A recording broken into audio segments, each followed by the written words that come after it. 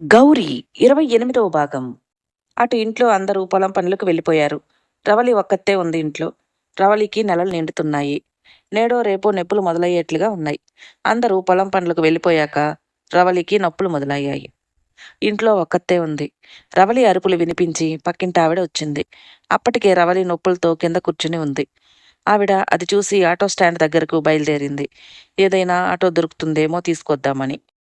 ఆవిడ auto stand దగ్గరికి వచ్చేసరికి అక్కడ కేవలం ఒక మోహన్ ఆటో మాత్రమే ఉంది. అందులో అప్పుడే గౌరీ ఎక్కి కూర్చుంది.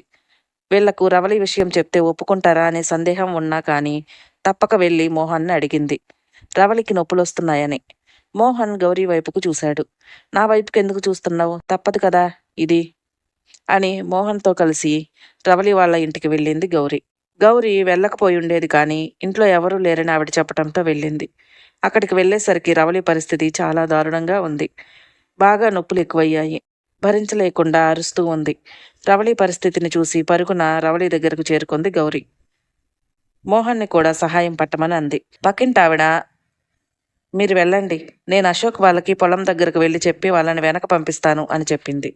గౌరీ ప్రశ్నార్థకంగా చూసింది ఆవిడ వైపు. అదేం లేదు గౌరీ, నువ్వు వెళ్ళు, నేను అశోక్ వాళ్ళని పంపించాలి కదా, అందుకోసమే ఉంటా అంటున్నాను. ఎలాగో నువ్వు ఉన్నావు కదా, నాతో పనేముంది అని తప్పించుకుంది ఆవిడ. గౌరికి వెళ్ళటం ఇష్టం లేకపోయినా అక్కడ ఒక ఆడపిల్ల పుట్టినొప్పులతో బాధపడుతుంది. ఆ బాధ ఏంటో తనకు బాగా తెలుసు కదా. అందుకే సొంత పట్టింపులకు పక్కన పెట్టేసి మోహన్ సహాయంతో రవలిని తీసుకుని ఆటో ఎక్కి రవలిని తన పక్కన కూర్చోబెట్టుకుంది. మోహన్ ఆటోని ముందుకు పోనిచ్చాడు. అది పల్లెటూరు నుంచి పట్టణానికి వెళ్లే గుంతల రోడ్డు కావటంతో ఆటో ఎత్తెత్తి వేసినప్పుడల్లా రవలి నొప్పులతో చాలా ఇబ్బంది పడుతుంది. రవలి కింద పడకుండా తనని పట్టుకుని ఓర్చుకోమంటూ ఓదారుస్తూ ఉంది గౌరీ. అలా కష్టంగా రవలిని తీసుకుని ఆసుపత్రికి చేరుకున్నారు. రవలిని లోపలికి తీసుకెళ్లారు. ఆ హాస్పిటల్లో పనిచేసే వాళ్ళు గౌరీ దగ్గరకు వచ్చి కౌంటర్ దగ్గర బిల్లు కట్టమని చెప్పారు. తను సరుకుల కోసమని తెచ్చుకున్న డబ్బును తీసుకెళ్లి కట్టింది గౌరీ కౌంటర్ దగ్గర.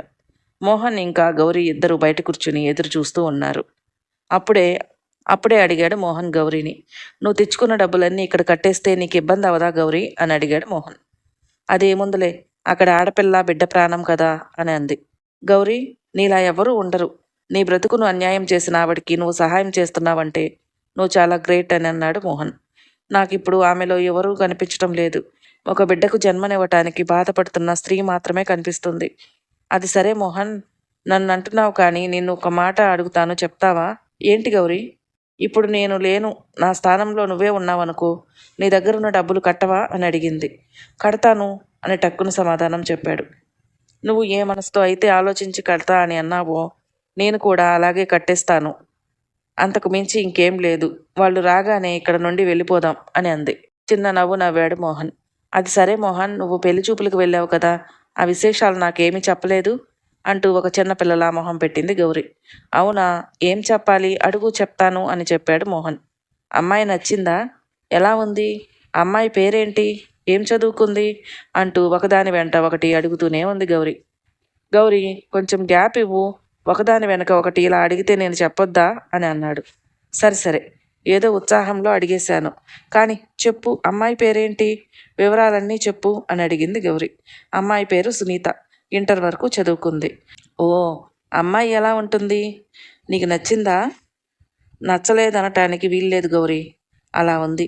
ఇంకా చెప్పాలంటే అచ్చు నీలాగే ఉంది. ఆ మాటలతో చిన్నగా నవ్వి ఊరుకుంది గౌరీ. అంతలో లోపల నుండి డాక్టర్ బయటికి వచ్చాడు. రవలికి కాస్త సీరియస్గా ఉందని, వెంటనే ఆపరేషన్ చేయాలని, ఆపరేషన్కి కావాల్సిన డబ్బులు కట్టేస్తే మొదలు పెడతామని, కొంచెం లేట్ అయినా తల్లి బిడ్డలకు ప్రమాదం అని చెప్పాడు. వెంటనే గౌరీ వైపు చూశాడు మోహన్, ఏం చేయాలో అర్థం కాక. మళ్ళీ తిరిగి డాక్టర్ వైపు, వాళ్ళు ఇంకా రాలేదండి, రాగానే కట్టేస్తారు, మీరైతే ఆపరేషన్ మొదలు పెట్టండి అని చెప్పాడు. అలా చేయలేం, దీనికి కొన్ని ఫార్మాలిటీస్ ఉంటాయి, అయినా వాళ్ళ సంతకం పెట్టాలి, అప్పుడే మేము చేస్తాం, లేదంటే డబ్బైనా కట్టండి అని అన్నాడు. అక్కడ వాళ్ళ ఉద్దేశం అయిన వాళ్ళ కంటే కూడా డబ్బుంటే చాలన్నట్లుగా అనిపించింది. మేము వాళ్ళ పక్కింటి వాళ్ళమండి, ఇప్పుడు మేము ఇంత డబ్బు తీసుకురాలేం, మీరైతే చెయ్యండి, వాళ్ళు ఖచ్చితంగా కడతారు అని మోహన్ బ్రతిమలాడారు. దానికి హాస్పిటల్ వాళ్ళు ససేమిరా ఒప్పుకోవటం లేదు. అప్పుడు గౌరీ, పర్లేదు మొదలు పెట్టండి, నా దగ్గర డబ్బులున్నాయి, నేను కడతాను అని చెప్పింది. ఆ పనేదో ముందు చేయండి అంటూ వెళ్ళిపోయాడు డాక్టర్ అక్కడి నుండి. ఆశ్చర్యంగా గౌరీ వైపు చూశాడు మోహన్. నీ దగ్గర అంత డబ్బు ఎక్కడుంది గౌరీ? పెడతా అని అనేసావు అన్నాడు మోహన్. ఇన్నాళ్ళుగా కొంచెం కొంచెం డబ్బులు కూడపెడుతున్నా. ఇప్పుడు బంగారం కొందామని తీసుకొచ్చాను. నాకున్నది 3 ఆడపిల్లలు కదా. ఒక్కసారిగా అంటే నేను చేయలేను కదా. అందుకే ఇప్పటి నుండి కొంచెం కొంచెంగా పిల్లలకి బంగారం కొందామని అనుకున్నాను. అందుకే కొంత డబ్బు కూడబెట్టుకున్నాను. ఈరోజు నందినికి చైన్ చేయించాలని అనుకున్నాను. అందుకే నా దగ్గర కూడపెట్టుకున్న డబ్బులు తీసుకుని వచ్చాను అని అంది. నీకేమైనా పిచ్చా గౌరీ? అంతలా కష్టపడి కూడపెట్టుకున్న డబ్బులు పిల్ల కోసమని, ఆ రవలి కోసం ఖర్చు పెడతావా? అసలు వాళ్ళు నీకేమవుతారని? సాటి మనిషిగా సాయం చేసావు సరే, కానీ నీకింత అన్యాయం చేసిన రవలి కోసం నువ్వు అంతలా రోజు కష్టపడి దాచిపెట్టుకున్న డబ్బులు ఖర్చు పెడతావా అని అన్నాడు మోహన్. ఈరోజు ఉండి రేపు పోయే డబ్బు కోసం ఒక ప్రాణాన్ని పణంగా పెట్టలేం కదా. నేను ఇందాకే చెప్పాను, ఇప్పుడు ఆమెలో నాకు అన్యాయం చేసిన ఆడది కనిపించటం లేదు. ఒక బిడ్డకు జన్మనివ్వబోయే మాతృమూర్తి మాత్రమే కనిపిస్తుంది అని. లోపల దాచిపెట్టిన డబ్బులు తీసి కౌంటర్ దగ్గర కట్టడానికి వెళ్ళింది. ఆ క్షణంలో గౌరీ తనకు చాలా గొప్పదిగా కనిపించింది. ఇలాంటి మనుషులు కూడా ఉంటారా అని అనిపించింది మోహన్కి. గౌరీపై అభిమానం ఎన్నో రెట్లు పెరిగిపోయింది. ఒక్కసారిగా ఇలాంటి అమ్మాయితో స్నేహం చేస్తున్నానంటే నేను ఎంతో అదృష్టం చేసుకున్నాను అని అనుకున్నాడు. డబ్బులు కట్టేసి వచ్చింది గౌరీ. ఇద్దరు అలా అక్కడే ఎదురు చూస్తూ ఉన్నారు. గంట సమయం గడిచిపోయింది.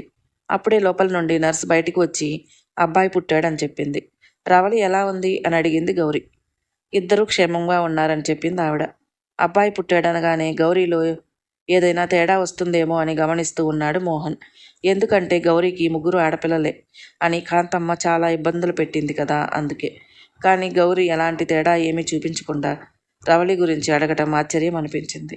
అంతలో బయట నుండి అశోక్ రావడం కనిపించింది. ఇప్పుడు అతను అక్కడ చూస్తే ఏమంటాడో అని అనుకుంటూనే గౌరీ వైపుకు చూశాడు. గౌరీ అప్పటికే అశోక్ వైపు చూసి మోహన్ వైపుకు చూస్తూ ఉంది. అశోక్ ఇప్పుడు ఏం చేస్తాడో అనే సందేహంతోనే. అశోక్ వస్తూనే వీళ్లను చాలా కోపంగా చూస్తూ పట్టించుకోకుండా కౌంటర్ దగ్గరకు వెళ్ళాడు. మోహన్, గౌరీ ఒకరికొకరు చూసుకున్నారు. ఇక మన పని అయిపోయింది, వెళ్దామా అనే అర్థం అది ఇద్దరి చూపుల్లో. ఇక మన పని అయిపోయింది, వెళ్దామా అనే అర్థం ఉంది ఇద్దరి చూపుల్లో. అంతలో ఏదో గుర్తుకు తెచ్చుకున్న వాడిలా, గౌరీ, అశోక్ వచ్చాడుగా, డబ్బులు అడగవా అని అన్నాడు. లేదు, అది ఏ విషయమైనా సరే అతనితో నేను మాట్లాడను. పోతే పోనీ డబ్బులు, కొన్నాళ్ళు కష్టపడితే అవే వస్తాయి. వెళ్దాం పదా అని ముందుకు కదలబోయింది గౌరీ. అంతలో ఎవరో వెనక నుండి పిలిచినట్లుగా అనిపించి వెనక్కు తిరిగింది. రవలి ఉన్న గదిలో నుండి నర్సు గౌరీని చూస్తూ ఉంటే వెళ్ళింది.